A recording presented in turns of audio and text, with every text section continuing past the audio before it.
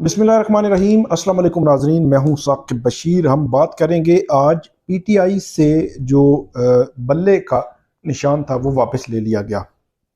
क्या वजूहात दी हैं election commission ने, मुख्तसरन इस पे बात करेंगे और उसके बाद ये बात करेंगे कि पीटीआई के पास क्या ऑप्शंस हैं और क्या पीटीआई को किसी भी जो फोरम है वहाँ से इलेक्शन से पहले रिलीफ मिल सकता है या नहीं मिल सकता।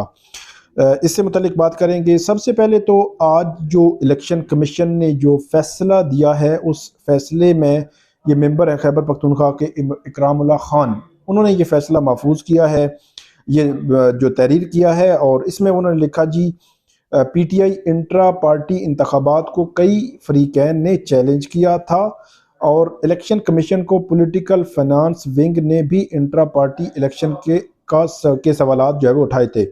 पॉलिटिकल फाइनेंस विंग ने सवालात पर मुश्तमिल सवालनामा पीटीआई को दिया। इलेक्शन कमीशन के हुक्म पर पीटीआई ने 2 दिसंबर को इंट्रा पार्टी इंतखाबात मुनक्किद कराए और पीटीआई के 9 मुंतखब चेयरमैन ने इलेक्शन का रिकॉर्ड इलेक्शन कमीशन में जमा करवाया। पॉलिटिकल फाइनेंस विंग ने इलेक्शन रिकॉर्ड पर संगीन एतराज़ात उठाए। इलेक्शन कमीशन ने पीटीआई के 10 जून 2022 के इंट्रा पार्टी इंतखाबात को भी कलअदम करार दिया था। इलेक्शन एक्ट के मुताबिक हर सियासी जमात को शफाफ इंट्रा पार्टी इंतखाबात करवाने ज़रूरी हैं। पॉलिटिकल फाइनेंस विंग ने पीटीआई के chief election commissioner Niazullah Niazi पर भी संगीन एतराज़ात उठाए। नियाजुल्लाह नियाजी का बतौर चीफ इलेक्शन कमिश्नर तकर्रुर पीटीआई के आइन के आर्टिकल 9 की खिलाफ वर्जी है। उमर अयूब को आइनी तौर पर पार्टी का सेक्रेटरी जनरल तैनात नहीं किया गया। Umar Ayub chief election commissioner Niazullah Niazi की तकर्री के मजाज नहीं थे और दस्तयाब रिकॉर्ड के मुताबिक पीटीआई के chief election commissioner Jamal Akbar Ansari हैं।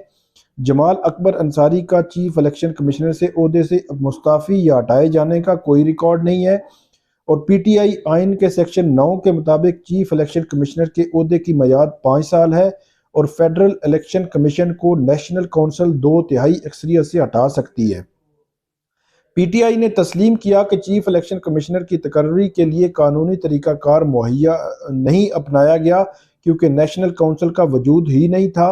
उमर अयूब को पार्टी की किसी आइनी बॉडी की जानिब से सेक्रेटरी जनरल मुंतखब नहीं किया गया। उमर अयूब का चीफ इलेक्शन कमिश्नर तकर्र करने का 28 नवंबर 2023 के नोटिफिकेशन की कोई कानूनी हैसियत नहीं।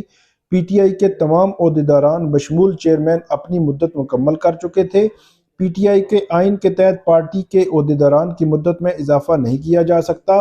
दस्तयाब रिकॉर्ड के मुताबिक पीटीआई के सेक्रेटरी जनरल असद उमर हैं और उमर अयूब के बतौर पार्टी सेक्रेटरी जनरल तकर्रुर का कोई नोटिफिकेशन पेश नहीं किया जा सका। पीटीआई आइन के मुताबिक जो पार्टी चेयरमैन है भी ओहदेदारों की मुद्दत में इजाफा नहीं कर सकते और पीटीआई को अहम फैसलों के लिए चीफ ऑर्गेनाइजर्स का तकर्रुर करना ज़रूरी था। दस्तयाब रिकॉर्ड के मुताबिक पीटीआई ने कभी चीफ ऑर्गेनाइजर्स का तकर्रुर जो है वो नहीं किया। उसके बाद कहते हैं चीफ इलेक्शन कमिश्नर तकर्रुर करने का इख्तियार आइन के मुताबिक चीफ ऑर्गेनाइजर्स के पास था। पीटीआई के आइन के तहत इंट्रा पार्टी इंतखाबात 13 जून 2021 को कराए जाने थे। पीटीआई के चीफ इलेक्शन कमिश्नर के तकर्रुर के लिए आइनी तरीकाकार नहीं अपनाया गया। पीटीआई इलेक्शन एक्ट और पार्टी आइन के मुताबिक इंट्रा पार्टी इंतखाबात कराने में नाकाम रही और इलेक्शन कमीशन को 23 नवंबर 2023 को इंट्रा पार्टी इंतखाबात कराने का एक और मौका दिया। पीटीआई का 4 दिसंबर को जमा कराया इंट्रा पार्टी सर्टिफिकेट मुस्तरद किया जाता है और पीटीआई को इलेक्शन एक्ट सेक्शन 2015 के तहत इंतखाबी निशान के लिए नाअहल करार दिया जाता है। ये वो फैसला है जो इलेक्शन कमीशन ने आज जो है वो जारी किया है, तफसीली फैसला है और ये फैसला अब इसमें जो पीटीआई के पास कौन कौन से फोरम्स हैं, एक तो वो पेशावर हाई कोर्ट है, इस्लामाबाद हाई कोर्ट है, लाहौर हाई कोर्ट है। इन हाई कोर्ट्स में वो जा सकते हैं और हाई कोर्ट्स में इसको चैलेंज कर सकते हैं और अभी तक के इतला के मुताबिक उन्होंने इसको चैलेंज करने का फैसला भी किया है। इसके अलावा वो डायरेक्ट अगर सुप्रीम कोर्ट जाते हैं तो सुप्रीम कोर्ट इस मामले को किस तरह देखेगी, किस तरह टेकअप करेगी, ये अहम है। और आगे चलकर मैं आपको बताता हूं कि सुप्रीम कोर्ट का जो ऑब्जर्वेशन है, सुप्रीम कोर्ट का माइंड क्या है बज़ाहिर, उस पर थोड़ी सी बात करेंगे कि सुप्रीम कोर्ट किस तरफ जा सकती है। जो सुप्रीम ये उनके पास फोरम्स है। अब अगर दिनों की बात की जाए तो दो ऑप्शंस हैं। एक तो 11 जनवरी को जो सिंबल हैं, ये निशान है, वो जमा होने हैं, और दूसरा जो मामला है वो ये है कि इसमें अगले 2 रोज हैं। अगले 2 दिनों में कोई भी ऐसी डेवलपमेंट, कोई चीज हो कि अगले 2 दिनों में अगर वो नहीं सिंबल उनके पास आता तो क्या वो कंसिडर होंगे या नहीं होंगे, ये वो सवाल है जिसका जवाब इलेक्शन कमीशन से आना है। लेकिन उमूमी तौर पर जो माहिरीन है वो ये कह रहे हैं कि 11 जनवरी को क्योंकि सिंबल जमा होने हैं तो तब तक इनको किसी ना किसी अदालत से फैसला लेना पड़ेगा, तब जो है वो जो नाअहली है, मतलब इलेक्शन सिंबल के हवाले से, वो ख़त्म हो सकेगी। अब कल और परसों परसों जो है वो संडे है, उसके बाद 25 दिसंबर की जो है वो छुट्टी है, कल सैटरडे है। अब हफ्ते के दिन क्या सूरत हाल बनती है कि कल किसी हाई कोर्ट में भी ये जाते हैं तो हाई कोर्ट में जाकर कल ही केस फाइल करके कल ही उस पर कोई फैसला जो है वो क्या ले सकेंगे, ये वो सवाल है जिसका जवाब बहरहाल आना बाकी है। कि कल क्या कोई डेवलपमेंट हो सकती है और इस बुनियाद पर कि परसों आखिरी तारीख है नामजदगी फॉर्म जमा करवाने की, या 11 जनवरी वाला ऑप्शन भी मौजूद है।